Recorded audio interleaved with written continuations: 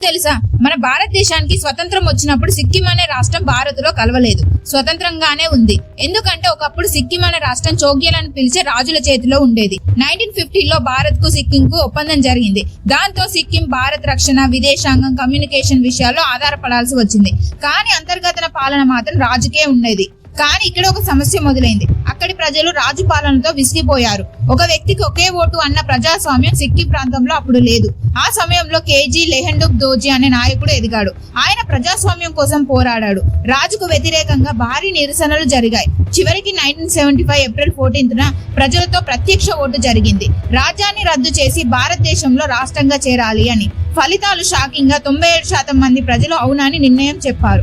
తర్వాత భారత పార్లమెంట్ 36వ రాజ్యాంగ సవరణ ఆమోదించి 1975 మే 16న సిక్కిం అధికారికంగా భారతదేశంలో 22వ రాష్ట్రంగా మారింది. కానీ వెంటనే పక్క దేశం చైనా వ్యతిరేకంగా స్పందించింది. భారత్ బలవంతంగా సిక్కింను విలీనం చేసుకుంది. ఇది చట్ట విరుద్ధమని చెప్తుంది. ఎందుకంటే సిక్కిం రాష్ట్రం చైనా, టిబెట్ పక్కనే ఉన్న ప్రాంతం. భారత్ ప్రభావం అక్కడ పెరగడం చైనాకు భద్రత బెదిరింపుగా కనిపించింది. అందుకే 1975 నుంచి చాలా సంవత్సరాల వరకు చైనా సిక్కిం విలీనాన్ని అంగీకరించలేదు. చివరికి 2003లో ఒప్పుకుంది. ఇలాంటి చరిత్ర రహస్యాలు తెలుసుకోవడానికి మన ఛానల్ని ఫాలో అయిపోండి.